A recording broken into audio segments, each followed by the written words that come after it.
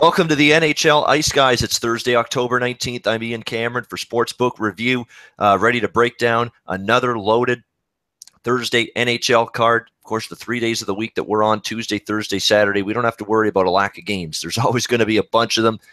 More of the same here on this Thursday. I'm joined by my Ice Guys, Andrew McInnis and Dana Lane. No Alex B. Smith. He had a late issue he had to tend to, but he'll be back on Saturday. How about this? Andrew has missed a show or two. Alex has missed a show or two. I was not here Saturday. You know the one guy that's been perfect with attendance? The guy that's got to wake up at 6 in the fucking morning to do this. How about that? How about them apples? Just because I never sleep. I never sleep, Ian. I'm just here staring at my computer, so I might as well do a show. You know what? Because I'm good with attendance.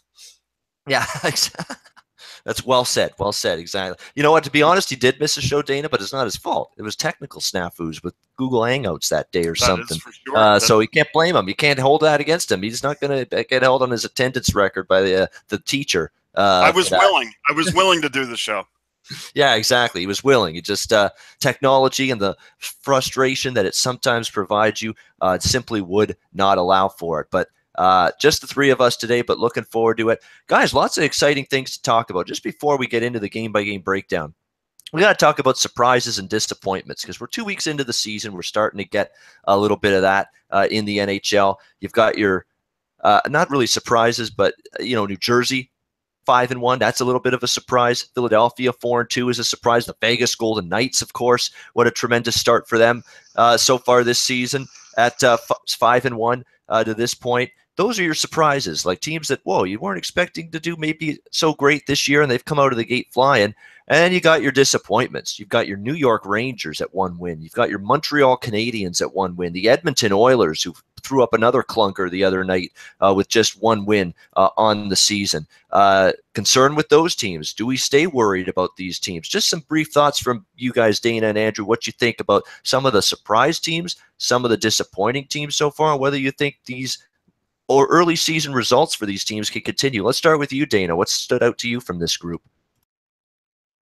Of course, I mean, I tried to stay away from the. It's amazing what the Vegas Golden Knights have done, going 5-1 to start the year, and now though we're really going to see what they're made of. We have St. Louis. They have St. Louis coming up.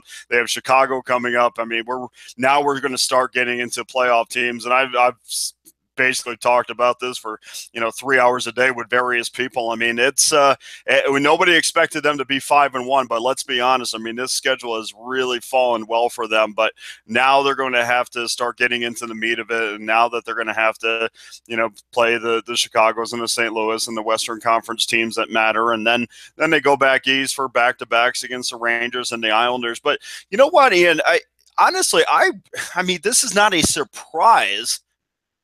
But, boy, you sure have to give a lot of credit to the Columbus Blue Jackets again. I mean, this is a team that I think, again, is kind of going under the radar. And, the start the year at 5-1 to I think they're better offensively. I think they put a lot more pressure on opposing goaltenders than they did last year. I mean, it's only been 6 games, but good for John Tortorella, because we know that this is a guy whose word kind of wears on people after a while, and he looks like and give me your opinion on this, but I can tell you this.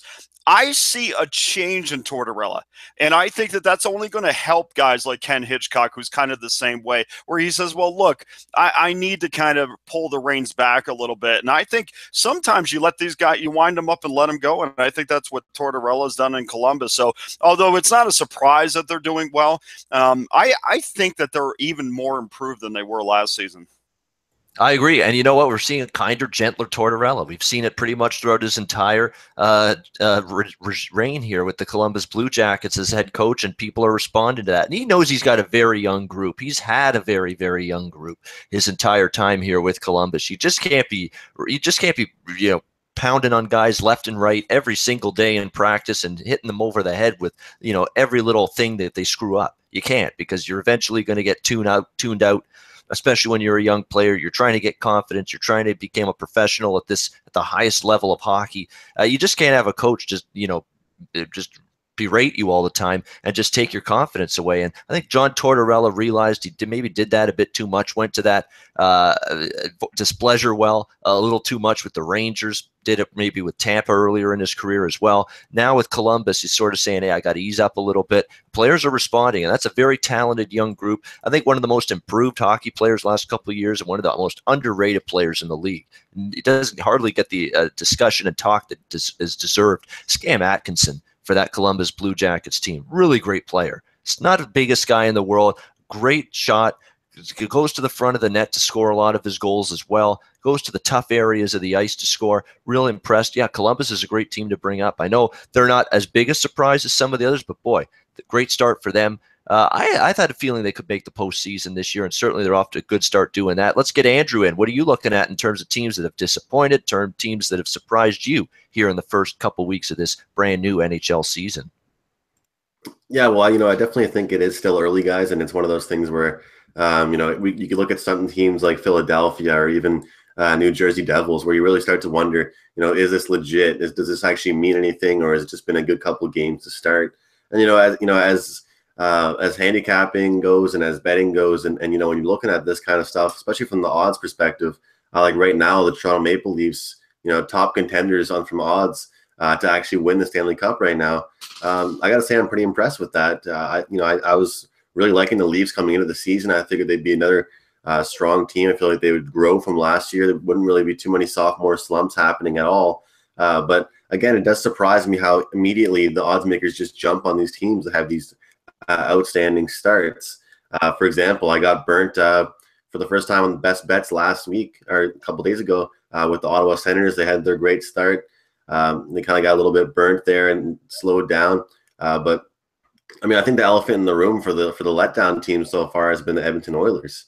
Someone has to talk about it, how they're just really not performing. I don't think it really starts with just one player. I think it's the whole team depth-wise that's just completely lacking defense. I don't even think it has much to do with their offense right now. They're a team right now that can't control the puck and can't get the puck out of their own end.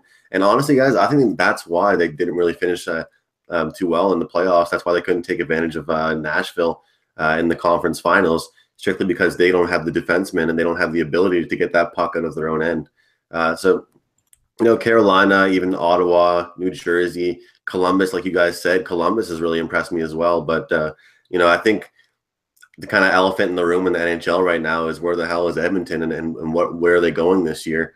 So I'm really curious over the next week and a half to 2 weeks, really, what kind of identity Edmonton makes out of themselves. That was not a good performance at all from Edmonton. Very disappointing after Todd McClellan sort of voiced his displeasure with the team. And Carolina, which had scored just one goal in each of their last two games prior to that game against Edmonton, basically lights them up offensively and gets the victory in that game. So, yeah, there's definitely some issues with the Oilers. You don't obviously write them off. Of course not. Way too early. It's only 2 weeks. There's going to be a lot of differences in these standings between now and March. Believe me, we're going to see a much different standings race, I guess you could say, once we get to that point of the season. But, it's always interesting when you get 2 weeks in to see what teams are doing and what they're not doing. And we've certainly had a case of some teams that have surprised in both directions early on this season. All right, guys, 15-5 with best bets so far this season on the show.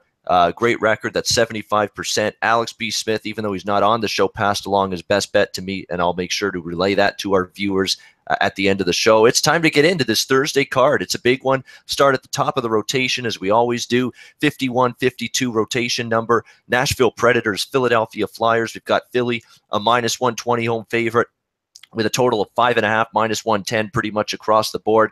I'm involved in this game. I'm involved in this game side and total, actually, from both elements. And if you've been hearing me the last couple days on this show, you may already know where I'm going here. What's Dana going with? Because he's involved. Dana, Predators, Flyers, what's your take?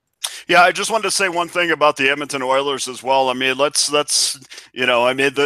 shots are not getting past netminders right now, but it's still a team that's still putting up 40 shots a game. So I don't worry about them. It's the quality chances that I worry about a little bit with them, with the greasy goals in front, but they're still putting plenty of pressure on opposing netminders of just not getting in. As far as Nashville and Philadelphia is concerned, we'll probably give three different views on this game as I'm looking at the first period and this one, and interesting enough, I don't really love where Nashville is defensively right now.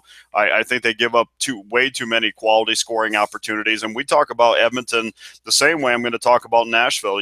There might be a point early in the season where their bellies are kind of full from what they've accomplished last season. And I think at times, I think that Nashville is in that boat.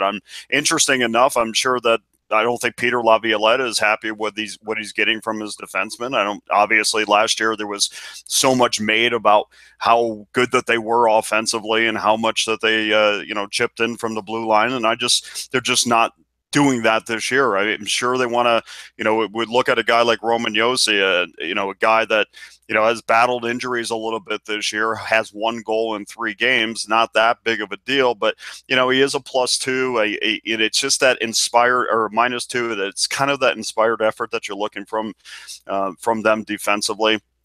They seem to want to pair him with Matt Irwin, but I think he's going to be ultimately better with Matthias Ekholm, which I think is going to be his pairing tonight.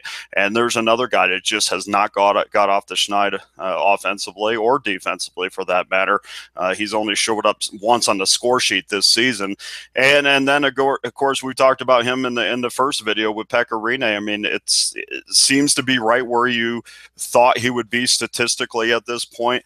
Book on him as he gets a little fatigued. Okay, well, this is his 5th straight game starting for the Nashville Predators. So I'm anticipating kind of that happening somewhere down the line. Maybe it's not tonight, but I do anticipate that being a factor coming up. On the flip side of that, I just think Brian Elliott's been, slightly average for Philadelphia. He's a guy that runs cold. He is 3-1 right now, and statistically that looks great, but as far as goals against are concerned and save percentage, it has not been great for him. And plus, on top of that, if you take out his first game against San Jose, Elliott's only faced 22 shots a game. What's going to happen when he really gets peppered and really has to carry this team on his back? And let's not forget that this is a Flyers team that lit this guy up for 6 goals 9 days ago. And now you have you're facing a team in Nashville that's definitely going to put up at least 30 shots tonight. So I think there's going to be a lot of scoring in this. I'm not too enamored with going for the whole 60 minutes, but I do like the first period over 1.5. I think it's at a -$1.07 right now, which is a fantastic price. And I would go out and get that right now before it gets pounded up a little bit. All right. Predators Flyers over 1.5. And, that's good. That's right in my wheelhouse and right in my line of thinking in this game as well. I say, go for first period, and then with Dana's bet, go for a full game over with my bet, 5.5. That's the way I'm looking in this game. It was 6-5 first meeting between these two teams. And look at this Philadelphia team. They are second, believe it or not, in goals per game so far this season. 4.33 goals per game. This Flyers team, I'm telling you, and I said it the other day, Wayne Simmons, although he may not play tonight, but still I like the over regardless in this hockey game. He's got a groin injury. You want to keep an eye on that. But still, you've got him, Couturier, Voracek, Giroux, the veterans, the stalwarts on this team are scoring. Jordan Wheels chipping in offensively. Nolan Patrick's fit in nicely. Had a beautiful assist in the game the other night against the Florida Panthers for the Philadelphia Flyers. There are a lot of weapons now for this team, and they're feeling it offensively. The power play's working. Even the defensemen jumping up into the play a little bit. But on the flip side, their defense still, in terms of, keeping the goals against down, keeping the quality chances down, still a little bit suspect in my mind. And that Brian Elliott save percentage of .884, it's not where you want it to be. I mean, you got to get that up there if you're Brian Elliott. We'll see if he can in the course of the season. But again, he's going to have to be really, really good. That's not a great defending core of defensemen. Skating-wise, yes. Can join the rush, yes. But defending, not the greatest by any stretch, Philadelphia. So that's going to be their concern moving forward. I like goals in this game, but I also like the Philly side. Laying the short price here, -120. We're going to go ahead and take Philadelphia as well. This is the way they lost that game in Nashville was crushing. Flyers talked about it after that game that we really don't know what happened just now, how we lost that game, but it was just a real crazy ending. They had the lead. They gave up a controversial tying goal that was challenged by Dave Haxtell, the head coach of the Flyers. They lose that challenge. The goal stands 5-5, and when you lose a challenge now this season, guess what? You get a 2-minute minor penalty. Nashville scores on that subsequent power play. to take the 6-5 lead in the final minute of the third period, and they win that game. Brutal way to lose. I don't think the Flyers have forgotten. And Nashville's got to show me something on the road. Same old song and dance with the Predators. You get them outside of the Tennessee state line. They're an average team, and they showed it last season. This is not a great road team by any stretch. They're still winless, 0-2-1 on the road so far this season as Nashville. I think Flyers pick them off tonight. So Flyers at -120 for me, and the over 5.5. We're going to go with a side and a total in this game. Flyers and over against the Nashville Predators. Looks like Andrew in the chat has just said he wants to discuss this game as well. Predators, Flyers. Andrew, what's your thoughts on it? Yeah, guys, I just figured I might as well hop in on the party with you guys on the over in this game. Just wanted to kind of just say how much, again, to repeat myself from last week, that I do think that Nashville is changing their identity. I think that last year they were a sit-back kind of team, and they were a team that likes to win those 2-1 kind of games. It seems to me that the games they're going to be involved in these days, they're going to be winning, 4-3 or a 5-2 kind of game. So, I fully agree with Dana on the first period. I agree with you on the full game. I would take both of those plays myself personally. And like you guys said, I think Brian Elliott's a very streaky goalie. I think he's looked all right so far for his team, but that's also because his team has been putting up some goals in front of him. So most of these Philly wins have been kind of a track meet, and I think that's not going to stop anytime soon. All right, there we go. Nashville, Philadelphia. On we go to Vancouver, Boston, 53-54. No lines for this game, but interesting one to break down. Canucks starting their road trip in rather surprising fashion, shutting out the Ottawa Senators the other night, 3-0. I don't know. The closer that game got to puck drop, the more I was worried about it for Ottawa. You just had that great road trip through Western Canada. You would come back home. You're facing Vancouver, lowly Canucks. You already beat them on the road. You got Karlsson back. Everybody relaxes. That's what happened with Ottawa. You relax a little bit now with Erik Karlsson back, and that's what happened a little bit against Vancouver. Vancouver took advantage, though. Again, if you look past Vancouver this year and don't think that they're good enough to beat you, you could get burned a time or two by this team. I know that still offensively is not great shakes by any stretch for the Canucks, but they've been solid defensively. Work ethic's been there. They're a hardworking group. Travis Green already has that going with this hockey team, and all they need is some decent goaltending from Markstrom. Can he do it for a full season? We'll see, but he was certainly good the other night. Let's see what ends up happening here. It actually wasn't Markstrom the other night. It was Nilsson, Anders Nilsson, the backup for the Canucks, but either of those two guys, it's a situation where if they can just get some good goaltending from them, they're going to be in hockey games. It's a question of can they put a puck in the net often enough. That's going to be the biggest challenge for Vancouver this season. And obviously, injuries have hurt them a little bit. Now, can they sustain that success, that nice win they had against Ottawa as they travel here to Boston? Andrew's involved in this game. Andrew, what are you looking at? Well, guys, yeah, I got burnt when Vancouver took care of Ottawa at home. It was Erik Karlsson's debut. I just thought that the Senators had a great Western road trip, and it all kind of collapsed. And like you said, anytime in this league, any team can kind of just surprise a team, and they got shut out 3-0. But with the injuries this game, we've got Bergeron out, of course, David Backes is out, and Tuukka Rask is now listed day to day. I'm going to throw a little curveball here and take an over 1.5 in the first period in this game. I think that Boston's kind of underachieved this year so far. I think we can all agree on that. I think they've put up, they haven't been able to put up the numbers that they'd like to. And, I think it's time now for some people like Marchand to step up.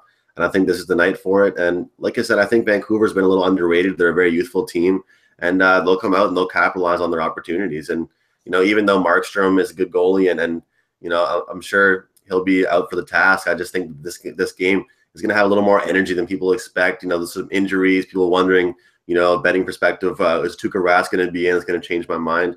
I don't care about the money lines in this game. I'm just on the total. I think this first period will be an exciting period, which is why, again, the 1.5 total in the first period seems pretty pleasing to me. Yeah, Boston already dealing with some key injuries. Adam McQuaid, Ryan Spooner, definitely a problem for them moving forward here. They've had to recall forwards from Providence there in the AHL. Peter Chalarik, Kenny Agostino. I mean, it's definitely a team that's going to be tested a little bit from a depth perspective now moving forward, the Bruins. And again, it's a team that's been off to a little bit of a shaky start here, Boston, to this point in the season. I don't know what it was, what got it into them in that Vegas game. That still stands out to me, that game on Sunday. That was just such a poor effort, I thought, from the Boston Bruins in that hockey game against the Vegas Golden Knights on Sunday. You know what? The Vancouver Canucks, a guy that's going to be interesting to watch is this guy, Brock Besser, who's already got 4 points this season for the Canucks, has really given this team a little bit of a jolt and spark offensively. And if he can continue to maintain that kind of play with the likes of Bo Horvat, help out the Sedins, they need all the offensive help and support they can get on this Canuck team. And I'm seeing some creativity and some really good playmaking and obviously a good release as well and great offensive instincts from Brock Besser so far. So this is a young kid, a young prospect for the Canucks to watch in the games and weeks to come. They might have something pretty good in that player. Dana's got a thought on this Canuck Bruins game, and he's got a pretty close attachment to the Bruins. So he'll have a good take. Dana, what are you looking at here? Yeah, hey, look, Ian, I'm just going to put one word on what the Boston Bruins were against Vegas, and that was absolutely lazy. They went into this game thinking it wasn't going to be any problem beating the Vegas Golden Knights a night after they just got through beating the Arizona Coyotes, and they thought they were going to march through Vegas and get a W. And, teams are learning that that's not happening here. And, honestly, I think that they are real thin. I think there is a big division between their top players and their lower players. And when Pasternak and Marchand don't step up and don't show up on the score sheet, that team, it's almost like Tuukka Rask takes the night off if they don't have a full team. And without Bergeron and Backes, those are two big guys in this lineup. And the one thing I've always said about the Bruins in the past is, when they were rolling and they were in 2 Stanley Cups, winning 1, there was one thing about them. They were always able to bring kids up for Providence that just took over and just, it was insert A into B, and it was like nothing. There was no injury at all. This has just not been the case recently with the kids they've brought up from Providence, and there is a definitive difference between the top and the bottom. And hey, look, we know that Tuukka Rask is extremely capable of being a Vezina type trophy winning goaltender, which he has done in the past. But it is feast or famine with Tuukka Rask. And if I'm a bettor, I kind of throw my hands up because, there's no rhyme or reason why the Boston Bruins can't show up against the Colorado Avalanche, but then all of a sudden they go and smoke Arizona. I mean, it's just, I don't know what I'm getting from this Bruin team night in, night out. And you want to talk about a disappointment. I didn't get to a disappointment. This team to me is a disappointment. And honestly, their big guys are not stepping up. And I don't know how you can be involved in a Bruins game at all this year because you never know what team is going to be on the ice. I think we could say they've been a disappointment for the last couple of years now. Can we not? I mean, well, at least they made the playoffs last year. At least they did that. Are you worried that they might miss now, or is this just a little something that, hey, a little swoon early on, injuries starting to mount a little bit? That's a concern, but is this something they can shake off in your estimation, Dana? You can never get too comfortable with this team, Ian, ever. I don't know whether, look, if I'm a Pittsburgh Penguins fan, I sit there and say, yeah, we'll make the playoffs. If I'm a Bruins fan, I don't know if I'm going to finish in last of the Eastern Conference or I'm going to be a 3rd seed or a 2nd seed. I have no idea because this team has been so streaky over the last 2 years. You have no idea what you're going to get from them night in, night out. I mean, I know I watch every Bruin game, every minute of every game, and I log everything I see. And if I was doing a graph, it would be like this because that's the way the Bruins are. I mean, when I was in Arizona, I saw them live. I mean, I was 3 rows away from the ice watching them for 60 minutes, and I thought, wow, okay, here we go now. Even despite the injuries, Chara looks recharged. He was active. I mean, I think he had 3 points in that game. And I thought, okay, man, Vegas is going to have a difficult time because if I'm the Bruins, I'm looking at this 2-game set thinking, okay, these are 2 we can get and kind of erase Colorado. Well, they show up not 24 hours later. And I know I've had guys say, oh, well, 2 games in 24 hours, that's a big – listen, it is early in the year, and these are big-time athletes, and Chara's climbing the biggest mountains in the world, okay? Don't tell me that they're tired less than 24 hours later. It's just effort, and that's what this team is lacking. And when effort becomes part of your handicapping, you absolutely stay away because you have no idea what this team is going to give you. Yeah, it was an effort thing. There was no question that was an effort thing on Sunday against Vegas. Just piss poor in that department. It was like we're going to waltz on the ice, sleepwalk through this That's right. game, and get 2 points. No. Have you been watching this Vegas team? Do you see how Gerard Gallant's instilled a work ethic in this group night after night? How on earth could you go onto the ice and think that? Come on. Really? I mean, this is the NHL. You could be beaten any night if you don't show up. Jeez. I mean, like, I hate this kind of attitude that teams have. And we've seen teams have that kind of attitude on a bunch of nights. I've seen teams have this exact same thought. Just going to waltz on the ice and win. And they end up getting their brains beat in because of it. Hey, and that cost the Tampa Bay Lightning a playoff spot last year when the Arizona Coyotes went to Amalie Arena and they dropped that game, a game that they could, with or without Stamkos, should have crushed Arizona. Instead, they sleptwalked through it. They lost the game, and they missed out on the playoffs by that margin, by that game. Yep, it's like that's what you deserve actually when you have that kind of performance. Right. That's right. You get what you deserve sometimes. That was the case there. And the Bruins got what they deserve against Vegas. That was awful. And what's surprising to me is that they've given up goal. Obviously, Rask's not been on his game, but I think all things told, I've seen worse blue lines in the NHL than Chara. I think Charlie McAvoy's got a lot of potential for this team. Krug's solid. I like at least last year, Brandon Carlo had a pretty good year for this team.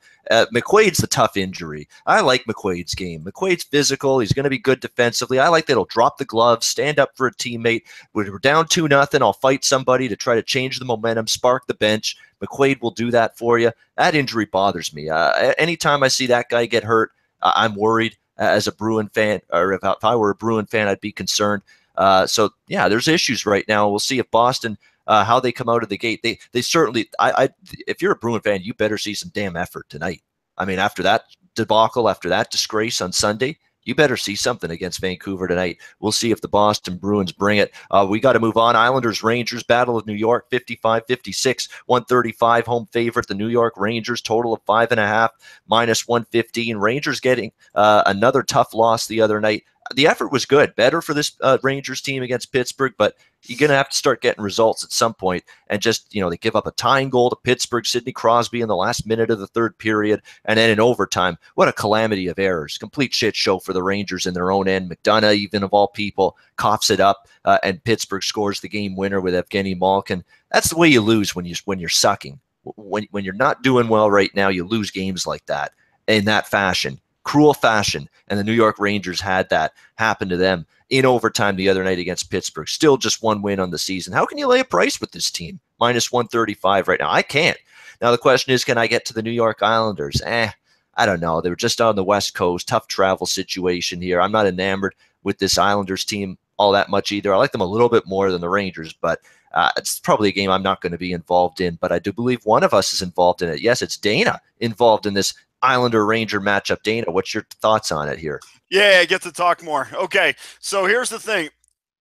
Listen, we look at the Islander team, and I'm going on the total on this one. We look at the Islander team, and I just kind of wonder how much of all this off-season stuff is affecting them, and specifically, how is it affecting John Tavares? I mean, let's be honest, Tavares has been relatively non-existent for the Islanders this season. All his points came in the second game against Buffalo. Other than that, he has not hit the score sheet at all. So I think I've always thought about Tavares, and I know everybody in the world kind of disagrees with me, but he's more of a right place, right time type guy than a guy that creates with his skating. And I think right now when the Islanders are having trouble scoring goals, I think they need a guy that is more of a creator out there. And as their top line center, I think he's always in the right spots in the offensive zone, but I just never rely on him to create offense. I don't know.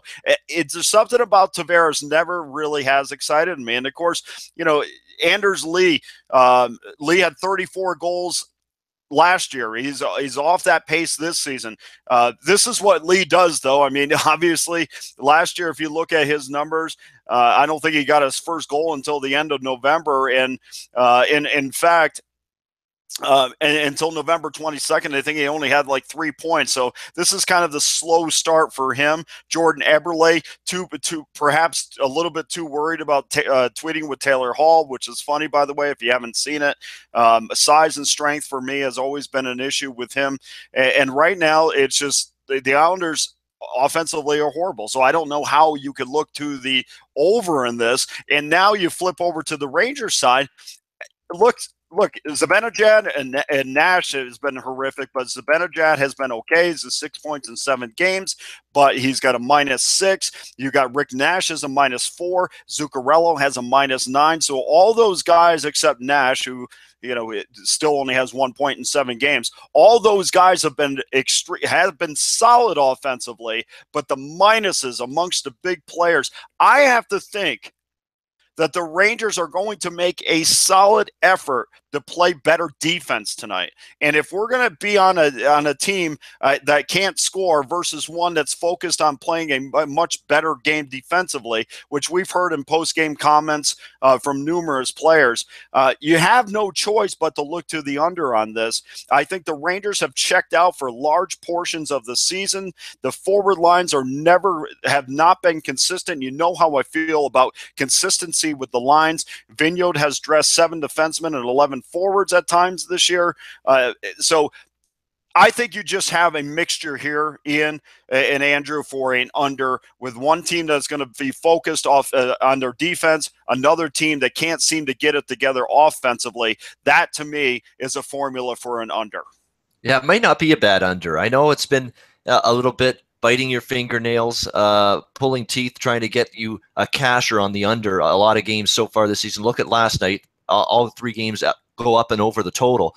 But this is a decent one. I agree with that. Islanders are not scoring the puck very well. The Rangers, not really until they played Pittsburgh. But Pittsburgh gets everyone into more of an up-and-down style. We'll see if maybe they batten down the hatches a little bit here. Under 5.5 goals in this game for Dana Lane, Islanders, and the Rangers. And I'm sick of Rick Nash. I really am. I mean, too. Yeah, I've had enough. He will score 10 points in 8 games, and then he'll score 2 points in 12 games. Right. Yeah. He is the most streakiest, maddening goal scorer, or a so-called elite player. He's not an elite player. Please, he's not an elite player. He's a good player still. He's not an elite player. Maybe he was back in the day. That's not Rick Nash today. I need more than what he's done for me so far if I'm a New York Ranger fan. I'm sick of all the talk about Rick Nash, Rick Nash, Rick Nash. It's funny, Doug McClain always talks Rick Nash. Well, you drafted Rick Nash, Doug McClain. No wonder you're talking about the guy all the time. Enough already, please. I know you like him from back in the Columbus days and all that, but enough. Please, you're giving this guy too much credit. His streaky scoring just drives me bonkers, has for years. I'm sure it's driven New York Rangers fans bonkers. He has these great games, multiple point games, then he has these games where you can't find him with a telescope on the ice surface. It's absolutely frustrating sometimes watching Rick Nash play, but that's the way it goes sometimes. Go ahead, Andrew. Yeah, 100%. I would kind of describe Nash the same way, and I like what Dana was saying about Tavares. And I was kind of thinking about that with Max Pacioretty, the captain of my team. Kind of like, he's that one of those players where he just kind of waits for the play to come to him. He doesn't really create opportunities for himself. And I think that's kind of why he struggles, to be so streaky. If someone's setting him up for a shot, he can have that quick release that he has to put it in the back of the net. But same with Tavares, he doesn't really create his own opportunities and, falls in that same category with Pacioretty where they need to be set up or they need to do something where someone else is helping them out. They can't really create their own opportunities. There's no one-on-one stuff coming out of those guys. And that's kind of hurting a team like the Rangers, Islanders, and the Habs, for example. So that's, it's one key to watch out for, especially if anyone out here does any of the daily fantasy as well. And I heard it when he got traded from St. Louis to Washington last year, and I heard it when the Rangers signed him in the offseason this year about what a big addition Kevin Shattenkirk is. I don't know how many different times I can say. He's not good defensively.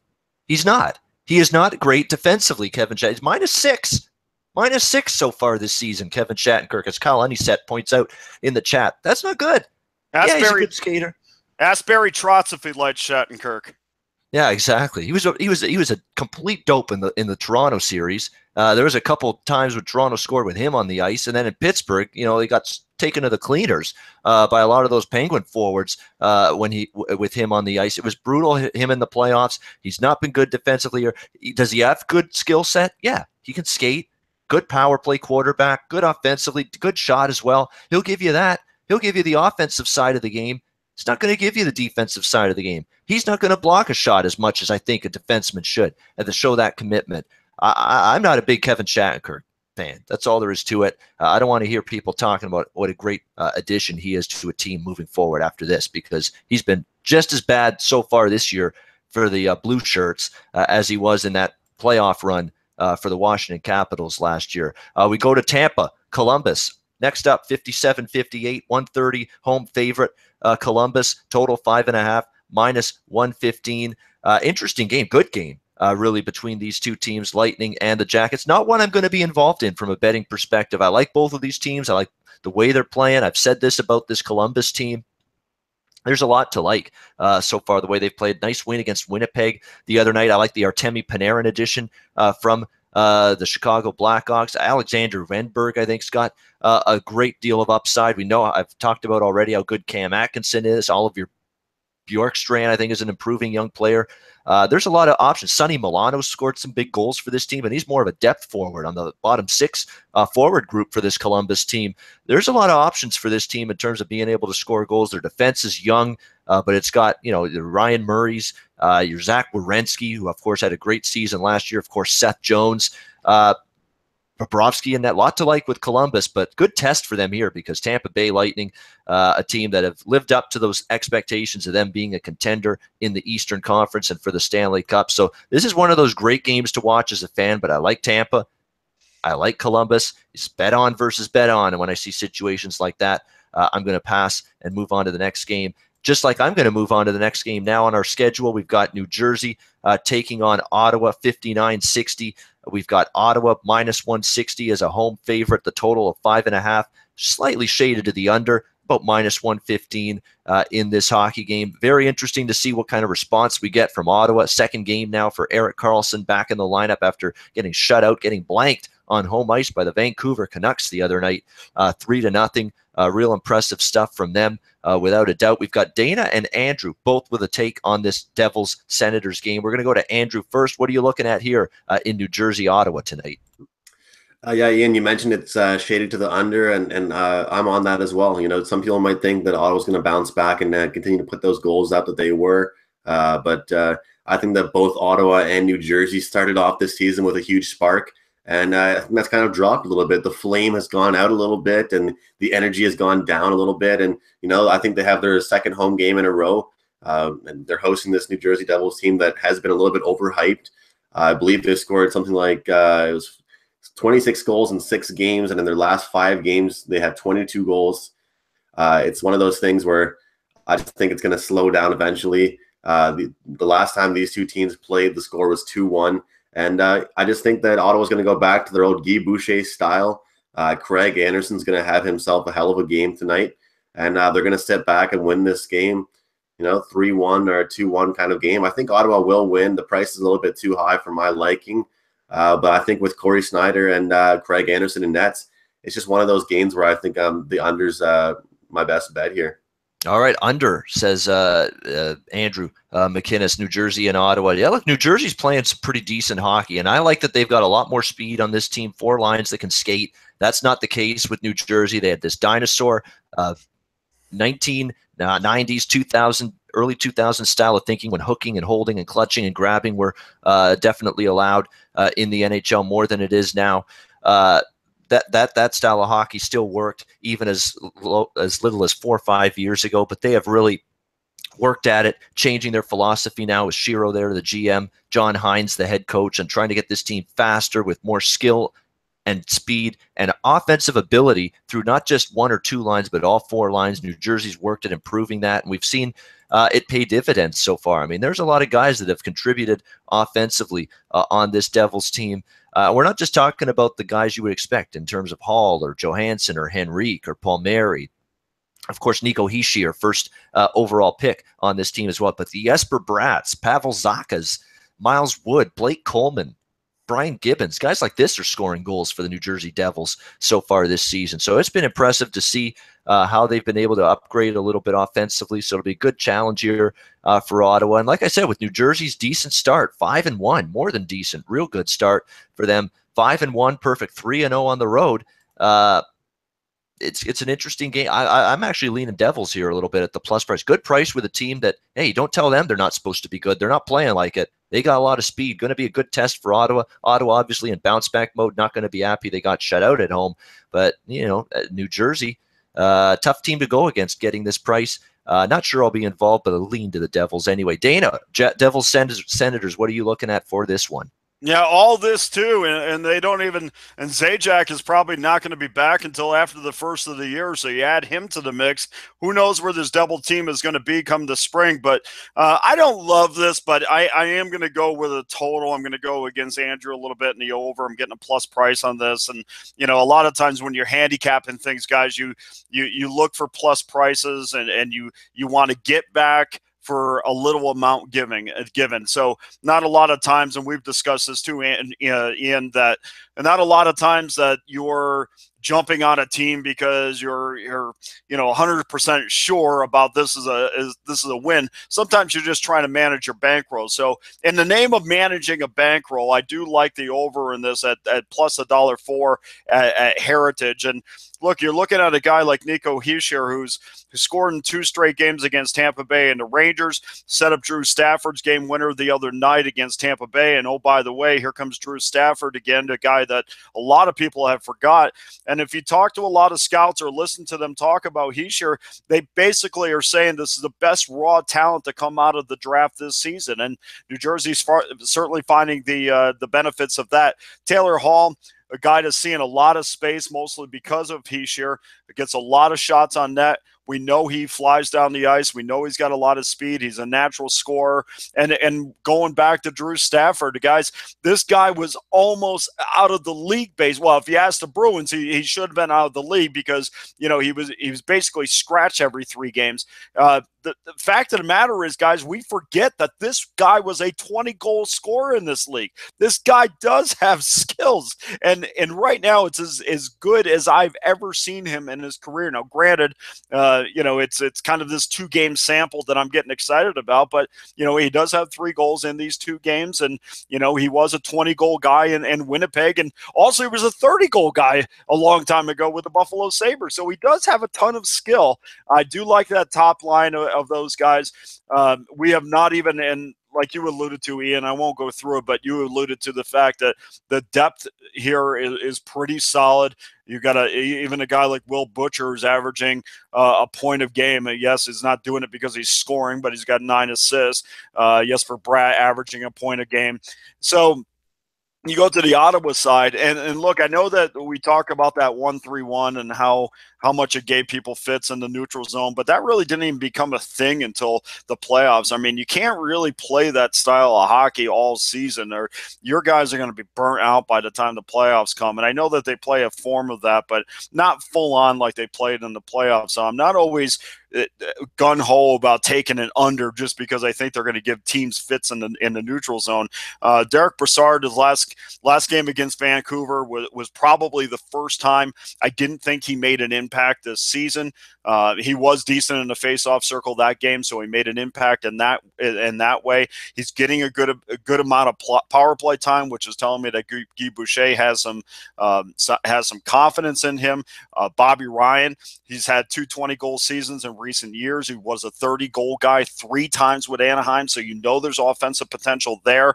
And I love his plus minus. He's at a +8 this year, so he's very responsible on both ends of the ice. Mark Stone, another guy's been off to a fantastic start, been noticeable in every single game this season. He was certainly a factor in the Sens victories against Calgary and Edmonton when they absolutely smoked them for both teams combined for 12 goals last Friday and Saturday. So offensively, I think Ottawa certainly is in a position where I can rely on them at least to get 2 or 3 to push this game over. If I'm thinking New Jersey is the part of this equation that is stronger offensively. So basically, we're asking Ottawa to get two goals at the most. And then the question remains, do we think that New Jersey can get 3 and then maybe an empty netter at the end? And the answer is yes for me at a plus price.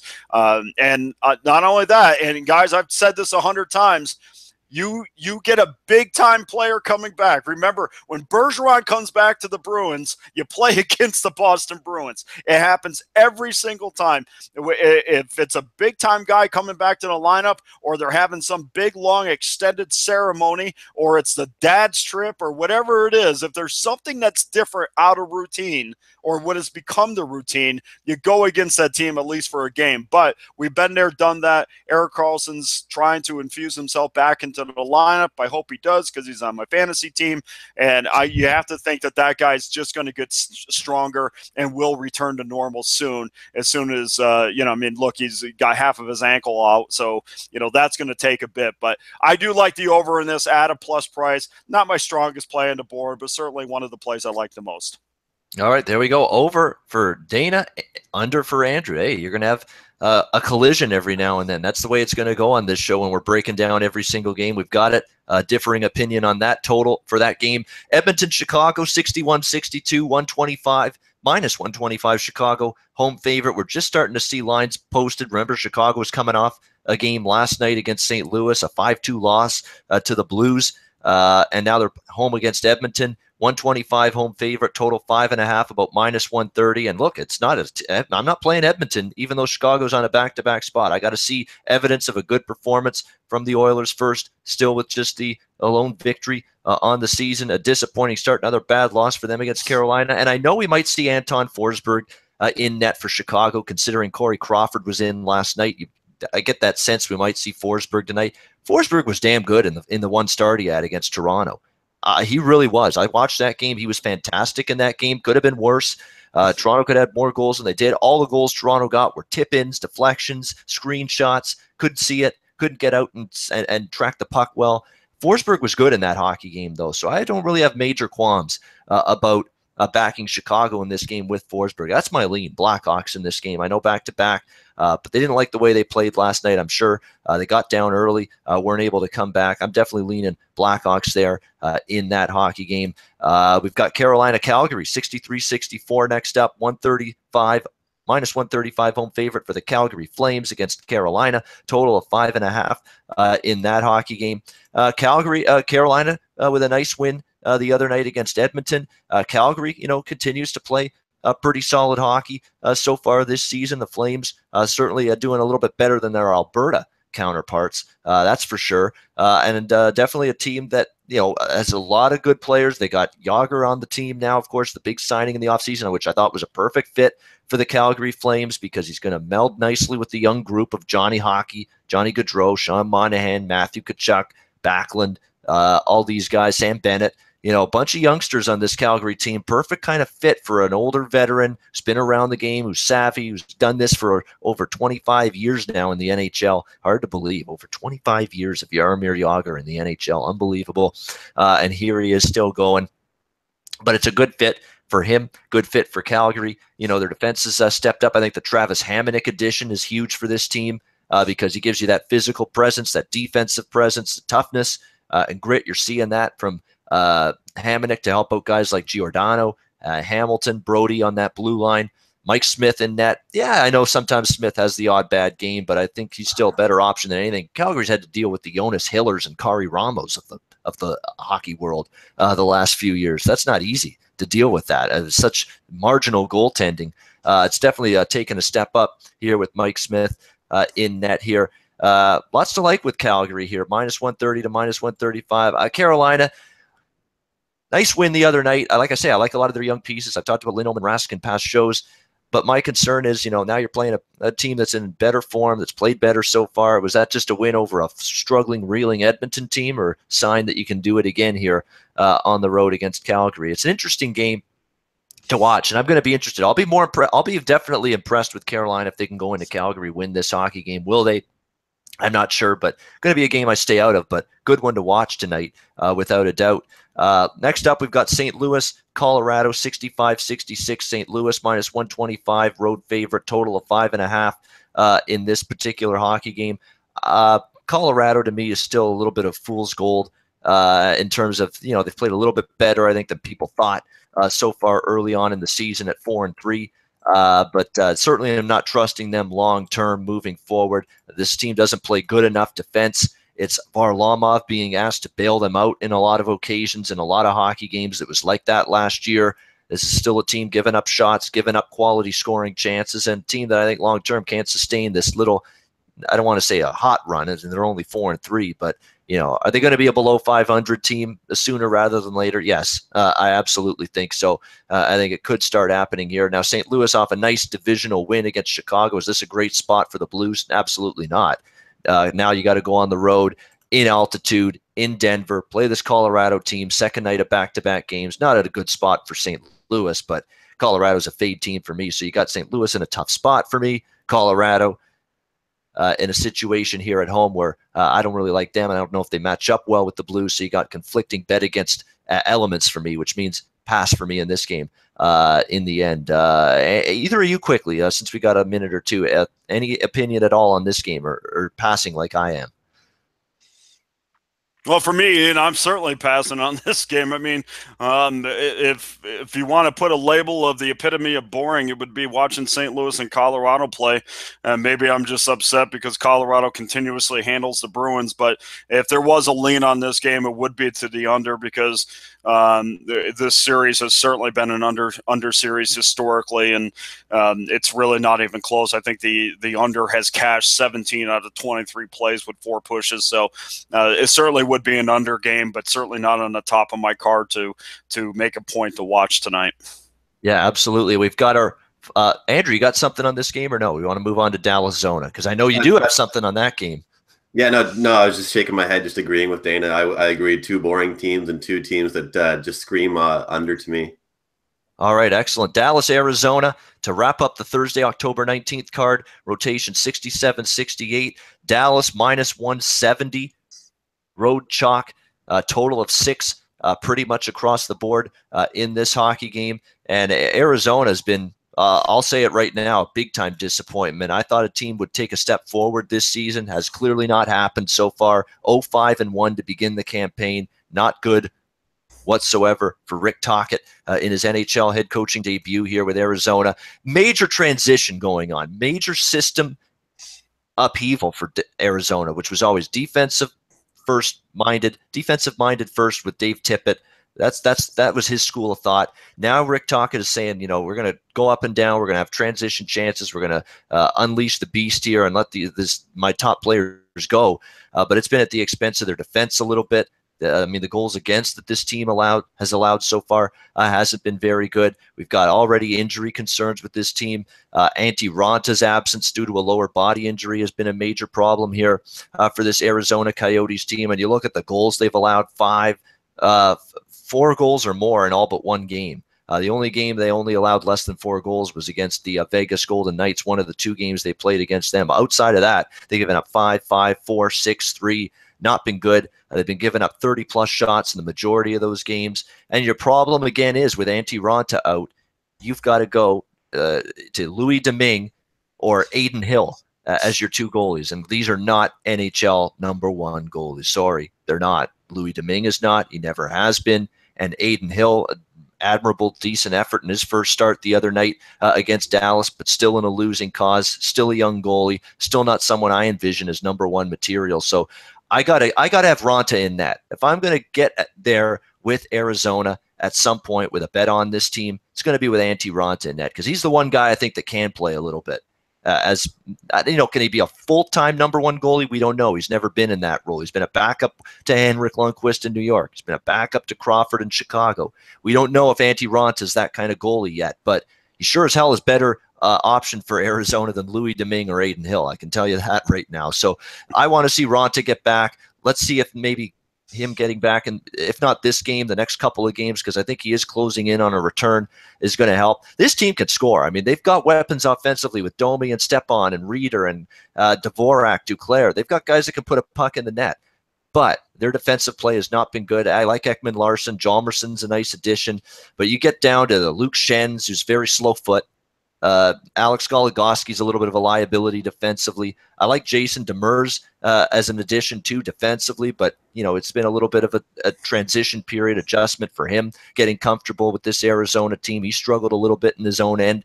But I think in time, this team will get going a little bit. I don't think they're going to stay this bad for the entire season. There's going to be a time to buy this team. Hasn't happened yet. I'm not going to until I see a win, until I see signs of progression. But I think there will be a time we get some improvement from this team. But I think it's not going to happen until Antti Raanta gets back in this cage, because I don't like the Domingue or Hill options. Not even maybe. I do not trust either one of those options in between the pipes. Andrew McInnis is involved with a bet on Dallas, Arizona. What's he looking at from a betting perspective with the Stars and Coyotes here tonight?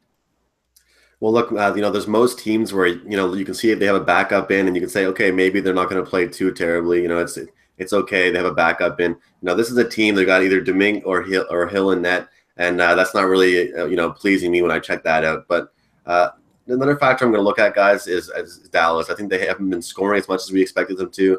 They haven't really been clicking. They haven't had the chemistry we've expected them to have, and that's why I like the under on this game. Actually, I like the under, and I'm also actually leaning Dallas, of course. But I just think that if you don't have Antti Raanta in net, first of all, they're going to have to clog up the neutral zone. They're going to be a complete defensive team. If they have any chance, any type of shot, guys, I think you can agree with me on this.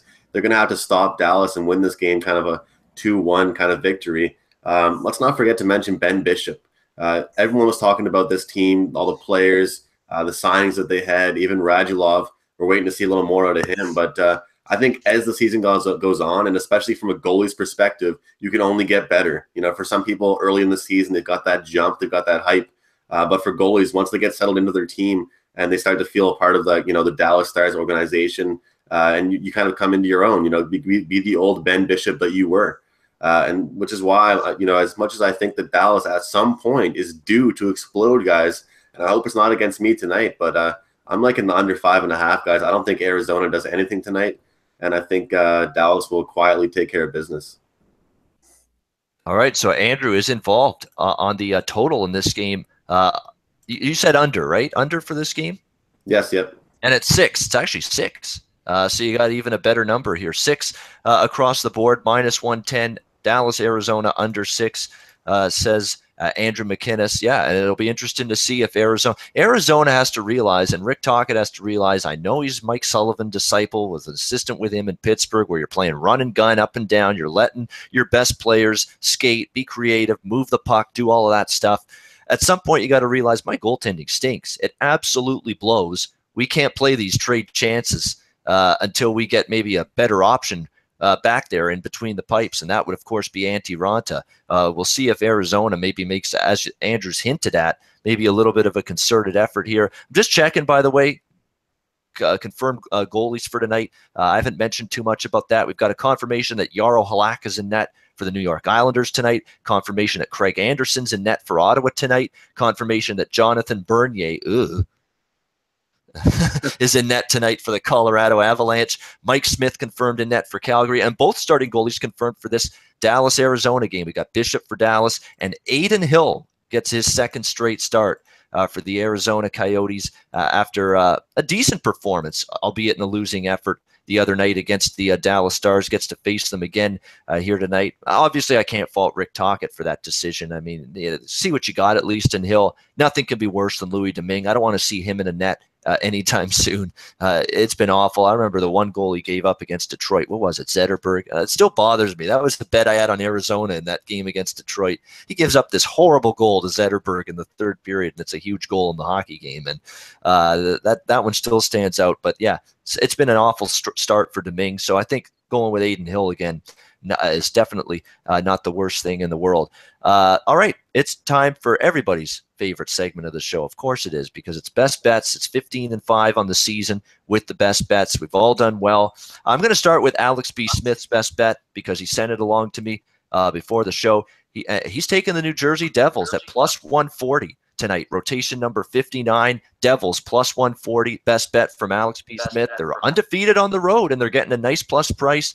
Is Ottawa maybe going to bounce back? Better effort following that loss against the Vancouver Canucks? Yeah, absolutely. But yeah, I don't fault Alex for looking at New Jersey, and that's in that game at that price, given the way they've played. New Jersey plus 140 is Alex B. Smith's best bet for today. Let's go to Dana. Your best bet for Thursday night's card. We're going right back to Nashville and Philadelphia, Ian. I like that first period over the 1.5 minus $1.08, which you can get at Pinnacle right now. What's great about the first period bets is if you shop a little bit, you can find better lines. There is a variation. I don't know how much the lines vary on this particular matchup, but I do know that you can get a myriad of lines. So, make sure to shop. We always preach that because at the end of the year, you're only doing yourself and your bankroll a favor. But minus $1.08 to the over. This is a over series, or at least is trending that way in the last 5 games. 3 of the games have gone over with a push. And in Philadelphia, although both of these teams, I can point to offensive potential. One thing about the Flyers, kind of going back to last year, didn't work out early this season, but this has been a team that has been kind of up and down offensively, especially off of scoring 2 goals or less. You can kind of say, okay, well, now they're on a downward trend, and then they go right back up again. This is certainly a spot for me where I think Philadelphia is going to exploit Nashville. Maybe one of these days Nashville is going to wake up with blue line scoring, but I don't think it. But I think tonight is going to be more of a wide open effort. I'm really close to playing that over on the game. But I do like the over in the first period. And guys, I like the first period a lot because I think it's more, when you're handicapping games, I want to get the purest form that I could find, if that's a way to say it. And a lot can happen over 60 minutes, but a lot less can happen over 20 minutes. You're more in tune with what's going to happen over 20 minutes. So if I see a spot where I feel like I'm getting a good number and a good spot, I'll be more apt to go in the over in the first period because I feel more in tune with what's going to happen over 20. I mean, you could have an injury over 60 that completely blows your handicapping out of the water, even if it's a correct way to handicap a game. So I tend to, if I feel really good about a game, I tend to go over in that first period because I think that's going to be more true to form with what I think. All right, there we go. Over 1.5 goals, first period, Nashville, Philadelphia for Dana Lane. That's his best bet. I'm certainly in line with that as someone that also is on the over for the full game. So hopefully that is a winner for Dana tonight. Let's go to Andrew. Best bet for Thursday night. Yeah, I'm going to continue the streak here with the first period bets. I'm going to head back to the beginning of our show here, go with Vancouver and Boston. I know Dana was saying that, you don't really know what kind of team you're going to get out of Boston. And, I can't really say I disagree with him, but I think that right now at this spot, I think we've got a lot of, players that kind of need to step up. We've got some goalie injuries. We've got some player injuries. We've got a little bit of a mumbo jumbo kind of lineup. And this is the night here in the first period at TD Garden in Boston, Mass. So we're going to see some goals happen, guys. And Vancouver's feeling good after that win against Ottawa. And I think coming in to TD Garden, they're going to feel good as well. Like Dana said, I'm not really confident in this full game over, but I think this first period can get some goals scored. All right, there you have it. Vancouver, Boston, up and over the total in the first period, 1.5 for Andrew McInnis. That's his best bet. And we're going to wrap it up with mine. We're going to go with the Philadelphia Flyers here. Minus 115 is the best available price. Rotation number 52.